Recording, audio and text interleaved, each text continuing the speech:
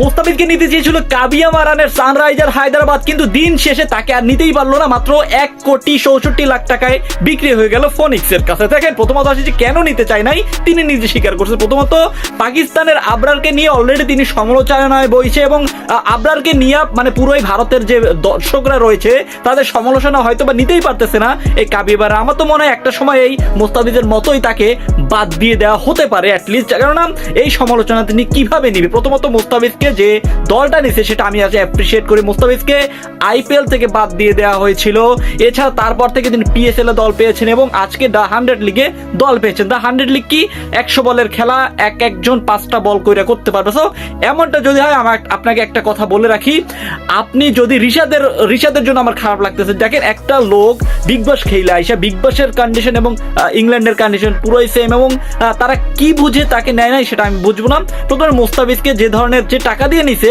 At least Mustafiz আরো কিছু deserve করে বলে আমি মনে করি। কিন্তু দিন শেষে মোস্তাফিজকে নিচে এটাই বড় কথা, মোস্তাফিজ দ্য 100 লিগ খেলবে সেটাও বড় কথা। আমাদের কাছে আলহামদুলিল্লাহ বলা ছাড়া আর কিছুই নাই।